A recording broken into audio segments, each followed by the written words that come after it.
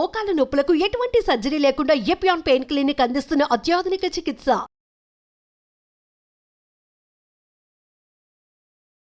Welcome to Suman TV. నేను మీ నవీన్. ప్రస్తుతం మనతో హోమియోపతిక్ ఎక్స్పర్ట్ డాక్టర్ చేతన్ రాజు గారు ఉన్నారు. హాయ్ సార్, నమస్తే అండి. నమస్తే సార్.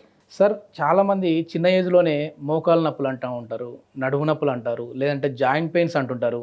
సో హాస్పిటల్స్కి వెళ్తే ఏమో మీలాంటి డాక్టర్స్ విటమిన్ డి డెఫిషియన్సీ ఉంది అంటుంటారు. అసలు ఈ విటమిన్ డి డెఫిషియన్సీ వల్ల ఈ మోకాళ్ళు అనేటివి ఏంటంటే అరుగుతూ ఉంటాయి, ఎముకలు అరిగే విధంగా ఉంటుందా?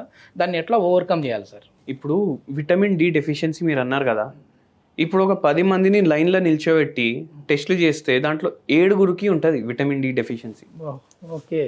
అంటే 95% ఇండియన్స్కి, 90 to 95% ఇండియన్స్కి విటమిన్ డి డెఫిషియన్సీ అయిపోతుంది. ఎందుకు ఈ లోపం వస్తుంది సార్ ఇది? అయితే ఇప్పుడు ఇంతకుముందు డాక్టర్లు ఏం చెప్తుండే, మీరు ఎండలో కూర్చోండి, మీకు ఎండలు తగిలి మీ body automatically vitamin D generate చేసుకుంటుంది. అంటే 15 నిమిషాలు ఒక మనిషి ఒక రోజు ఎండలో కూర్చుంటే ఒక్క రోజుకి ఎంతైతే సరిపోతుంది అంత విటమిన్ డి ఆటోమేటికలీ జనరేట్ అయిపోతుంది. ఓకే. కానీ ఇప్పుడు ఏమవుతుందంటే, ఇప్పుడు చిన్న పిల్లల్లో ఎందుకు వస్తుంది చెప్తా, మళ్ళీ పెద్దవాళ్ళలో ఎందుకు వస్తుంది చెప్తా. యంగ్స్టర్స్లో చిన్న పిల్లల్లో ఎందుకు వస్తుందంటే, ఇప్పుడు పొల్యూషన్ అవుతుంది కదా, మొత్తం కాలుష్యం, పొల్యూషన్, ఈ వాతావరణం మొత్తం ఖరాబ్ అవుతుంది. అయితే ఈ సన్లైట్ వస్తుంది కదా, సన్లైట్లో కూడా రేస్ ఉంటాయి అన్నమాట. డిఫరెంట్ లైట్, అంటే మనకు స్పెక్ట్రమ్ ఉంటుంది కదా లైట్ది, దాంట్లోనే అల్ట్రావైలెట్ రేస్ ఉంటాయి, ఇన్ఫ్రారెడ్ రేస్ ఉంటాయి, వేరే వేరే వేరే వేరే రేస్ వస్తాయి. దాంట్లో యూవీబీ రేస్ అని ఉంటాయి. ఓకే. ఆ యూవీబీ రేస్ తగులుతూనే జనరేట్ అవుతుంది విటమిన్ డి.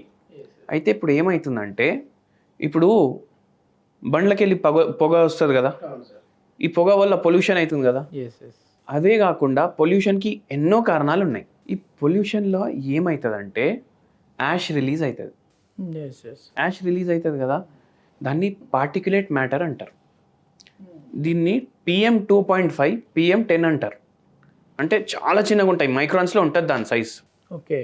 ఇవి కొంచెం గాలి వచ్చినా పైకి పోతాయి.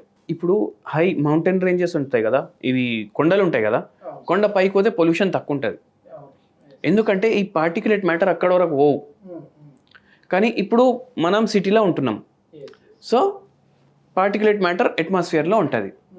ఈ పార్టిక్యులేట్ మ్యాటర్ ఏం చేస్తుందంటే, ఆ యూవీబీ రేస్ ఉంటాయి కదా, అవి కింద వరకు రాకుండా చేస్తుంది. ఓకే. ఓకే. కింద వరకు రాకపోతే మనము ఎంతసేపు ఎండలో కూర్చున్నా అది ప్రొడ్యూస్ అవుతలేదు. అదే ఊర్లో పాపులేషన్ ఉంటుంది కదా, వాళ్ళకి చెక్ చేస్తే వాళ్ళకి జర ఎక్కువ ఉంటుంది, మనకన్నా పొల్యూషన్ ఇంత ఉండదు, ఉంటుంది ఇంత ఉండదు. అయితే అదొక రీజన్. యంగ్స్టర్స్లో కానీ పిల్లల్లో కానీ ఎందుకు తక్కువ అవుతుంది, మళ్ళీ ముసలోళ్ళలో ఎందుకు తక్కువ అవుతుంది?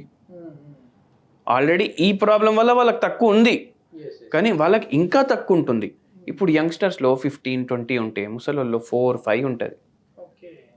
ఎందుకు అట్లా అవుతుందంటే, వీళ్ళు ఒకటి సన్లైట్కి ఎక్స్పోజ్ అంతా అవ్వట్లేదు. వీళ్ళు వేరే యంగ్స్టర్స్ అవుతున్నారు, కానీ ఒక 100% ప్రొడ్యూస్ అయ్యేది ఒక 50% ప్రొడ్యూస్ అవుతుంది. అందుకే వాళ్ళకి 50% ఎఫిషియన్సీ ఉంది. 30 ఉండాలనుకోండి, వీళ్ళకి 15 ఉంటుంది, వాళ్ళకైతే 5 ఉంటుంది. ఎందుకంటే ఒకటి వాళ్ళు ఎండకి అంత ఎక్స్పోజ్ అవుతలేరు. మళ్ళీ ఎవరైతే పెద్దవాళ్ళు ఉంటారో వాళ్ళకి ఏమేమి రోగాలు ఉంటాయి, షుగర్, బీపీ, మళ్ళీ మోకాలు నొప్పులు, మెడ నొప్పి, నడుము నొప్పి. వాకింగ్ చేయమన్నా వాళ్ళకి చేయడానికి రాదు. సో ఏమవుతుందంటే, వీళ్ళు పెయిన్ కిల్లర్లు వాడతారు, బీపీకి సంబంధించిన మందులు వాడతారు, షుగర్కి సంబంధించిన మందులు వాడతారు. దాంతో ఏమవుతుంది, విటమిన్ డి మెటబాలిజంలో తేడా వస్తుంది. అండ్ ఏదైతే ఫుడ్ మనం తీసుకుంటాం కదా, దాంట్లో కాల్షియం ఉంటే కూడా అది సరిగా అబ్జర్వ్ కాదు. ఒకవేళ మనిషికి విటమిన్ డి ఉంది, సఫిషియెంట్ ఉంది, అయినా అబ్జర్వ్ కాదు. ఓకే.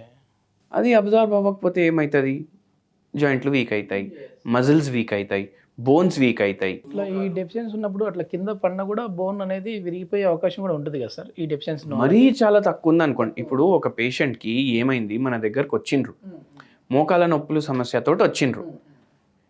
అంతకుముందు ఆ పేషెంట్కి ఒక ఫ్రాక్చర్ అయింది, ఆ ఫ్రాక్చర్ ఎట్లయింది, నార్మల్గా నడుస్తున్నారు, జస్ట్ ఇట్లా కొంచెం ఇట్లా కాళ్ళు ట్విస్ట్ అయ్యి కింద పడ్డారు. మళ్ళీ దెబ్బ కూడా అంత సివియర్గా తాకలేదు, అయినా బోన్ ఇరిగిపోయింది. ఎందుకు? విటమిన్ డి డెఫిషియన్సీ చాలా ఎక్కువ ఉండే. అయితే ఇప్పుడు జర కుంటుకుంటా నడుస్తున్నారు. అయితే మన దగ్గర ఇప్పుడు మోకాలు నొప్పి కూడా వచ్చిండ్రు. ఎందుకు? ఆ పేషెంట్కి ఏమైంది, మోకాల్లో ఆస్టియోఆర్థరైటిస్ అయిపోయింది, విటమిన్ డి డెఫిషియన్సీ ఉంది. ఇప్పుడు పెయిన్ కిల్లర్లు వాడుతున్నారు, అయితే కాల్షియం కూడా సరిగా అబ్జర్వ్ కాదు బాడీలో. ప్లస్ షుగర్ వ్యాధి ఉంది, దాని మందులు వాడుతున్నారు, సరిగా అబ్జర్వ్ కాదు. అయితే మనం మందులు ఇచ్చినాం, హోమియోపతి మందులు, విటమిన్ డి డెఫిషియన్సీ వాళ్ళకు మంచిగా అయింది.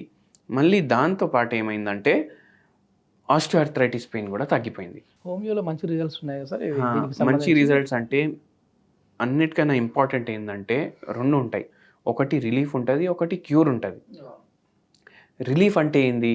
ఇప్పుడు నాకు నొప్పులు ఉన్నాయి మోకాల్లో, నేను నొప్పి గోళీ వేసుకున్నా, నాకు కొన్ని గంటలు రిలీఫ్ ఉంటుంది. రోగం అయితే బయటికి తీస్తలేం కదా. కానీ క్యూర్ అంటే ఏంది? ఉన్న రోగాన్ని బాడీలోకి వెళ్ళి బయటికి తీసేయడం. ఆ పని హోమియోపతి చేస్తుంది without any side effects. So అది డిఫరెన్స్ అన్నమాట. సో హోమియోపతి మెడిసిన్స్ తోటి క్యూర్ అవుతుంది. అందుకే అంటారు ఇప్పుడు హోమియోపతి మందులు వాడితే ఏమైనా రోగం వస్తే హోమియోపతి మందులు వాడినరు అనుకోండి, అది బాడీలోకి వెళ్ళి మొత్తం పోతుంది, మళ్ళీ లైఫ్లో రాదు అని అంటారు. మీరు కూడా వినే ఉంటారు. సో ఆ డిఫరెన్స్ ఉంటుంది. ఎందుకంటే పేషెంట్ని మనం హోలిస్టిక్గా అప్రోచ్ చేస్తాం. అదే ఆ రోగం మూలం ఎక్కడుందో దానికి మనం మందిస్తాం. సో అట్లా తగ్గిపోతుంది అనమాట. ఓకే. మొత్తానికి చాలా వరకు కూడా హోమియోలో బెస్ట్ ట్రీట్మెంట్ అయితే ఉందంటారు ఈ విటమిన్ డి డెఫిషియన్సీకి కానీ, మోకాల నొప్పులకు కానీ. ఇప్పుడు డైలీ చాలా మంది వస్తారు మన దగ్గరికి, వాళ్ళు మోకాల నొప్పులతోటి, నడుము నొప్పి, మెడ నొప్పి, వాళ్ళందరికీ చాలా మందికి తగ్గిపోయింది అనమాట. Okay. Thank you sir. Okay sir.